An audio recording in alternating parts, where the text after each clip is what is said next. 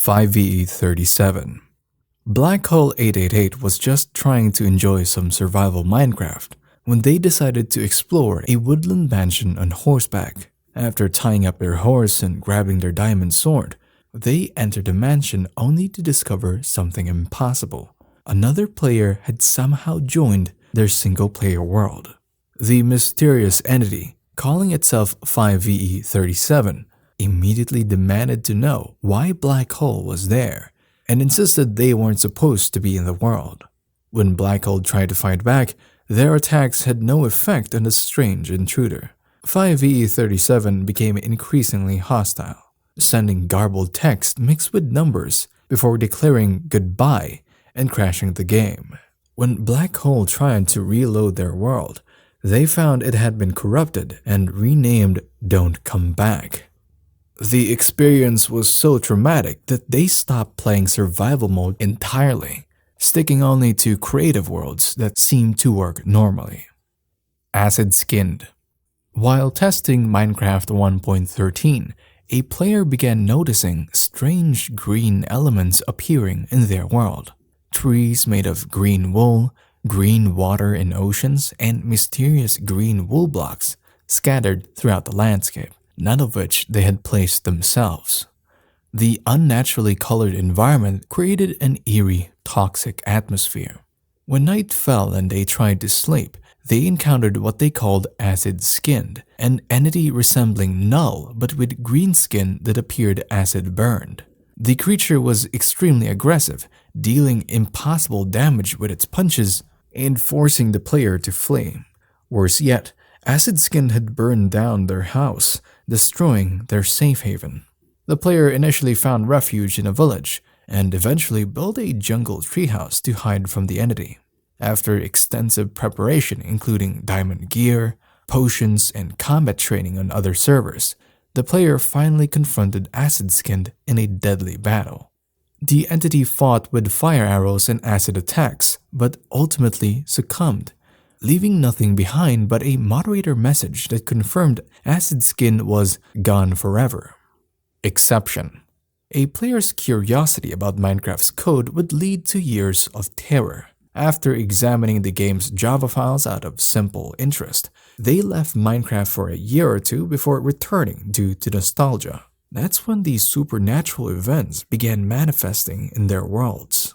Strange phenomena started appearing. Random lava source blocks placed 1 block deep in the ground, cobblestone walls blocking mining paths, tools breaking after mining just 1 block, missing torches, and random fires.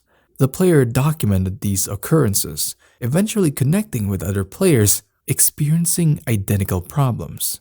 The group discovered they weren't alone in their worlds when screenshots revealed a peculiar white entity lurking at the edges of images, sometimes in water, on islands, or in trees.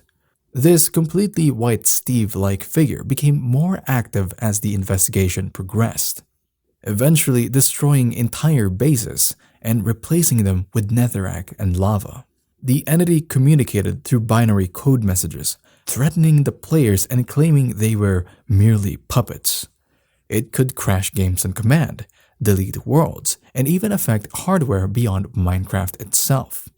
The final revelation suggested the entity might be a digitized spirit attempting to materialize in the physical world, with real-world paranormal activity beginning to manifest around the player's computer.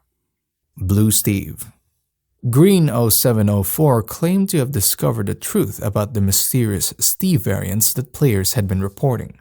Unlike the fearsome reputations of Red Steve and Green Steve, this player learned that these entities were actually protectors rather than malevolent forces. According to the encounter, Blue Steve explained that he and his brothers were guardians of different elements. Green Steve protected life and wanted to restore deserts to lush forests. Red Steve embodied fire and lava, and Blue Steve himself protected water. Their appearances in different biomes weren't random. They were actively working to preserve Minecraft's virtual nature. Blue Steve revealed that Minecraft worlds already exist and that custom seeds act as portals to reach them. These Steve entities had barriers around their worlds that had been glitching, allowing players to see them. Notch supposedly used power from their barriers to create a forbidden server where truly evil entities like Herobrine, Null, and Entity 303 were imprisoned. Darkness of the Farlands. Armageddon was testing the limits of his new gaming laptop when he decided to see how far he could travel toward the Farlands before experiencing lag or crashes. Using single-player commands in Beta 1.7.3, he only got as far as 524,288 before discovering terrain glitches that resembled faces in the ice formations. After reaching the real Farlands and even the 32-bit integer limit without issues, he switched to Minecraft 1.5 to test shaders. That's when a player named Farman joined his supposedly private server. The entity had a completely black skin with glowing red eyes. Farman demonstrated terrifying hacking abilities, tracking session IDs, removing the server owner's administrative privileges, and gaining FTP access to breach and wipe server files. The entity could take control of entire servers and even affect hardware, causing the player's laptop to shut down and display cryptic messages on a black screen. The most chilling aspect was Farman's question: why did you try messing with the lands? This led Armageddon to believe the entity was somehow connected to the Farlands themselves, punishing those who ventured too far into Minecraft's broken terrain generation. Entity Zero. According to the tale, a player's father worked at Mojang during Minecraft's early development, when the team considered adding a major humanoid enemy that would truly terrify players. This project was codenamed Annihilation. The entity was designed with a procedurally generated skin using grayscale and red shades that looked nothing like a human despite using the Steve model. Initially given zombie AI, it was later adapted to behave more like an Enderman. During Minecraft's development, the entity's code mysteriously began rewriting and expanding itself using the game's own procedural generation engine. When developers tried to edit the code, it would revert to zeros before repairing itself. The entity had somehow gained access to every part of Minecraft's programming.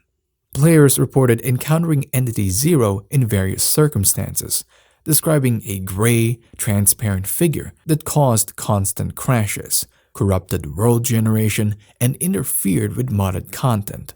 The entity seemed to exist in the spaces between normal gameplay, affecting RAM usage, duplicating terrain features, and manipulating entire worlds. Billy. Billy is described as a white figure with a demonic, smiling face. The entity's behavior focuses on psychological terror rather than direct confrontation, preferring to stalk players from distances and leave disturbing signs with messages like, "Hello, my name is Billy. Let's be friends." Players reported finding Billy's signs in abandoned mines and cave systems, often accompanied by sightings of the white figure on distant hills or in tunnels. The entity would communicate through chat, repeatedly asking to be friends in an unnervingly childlike manner. Most encounters involve Billy watching from corners of the screen or far-off locations. However, Billy can become dangerous when players ignore or reject his friendship attempts. On bad days, the entity spams the chat with "we will be friends" repeatedly while attacking players. These aggressive encounters typically ended with game crashes, and players reported rarely seeing Billy again after such incidents.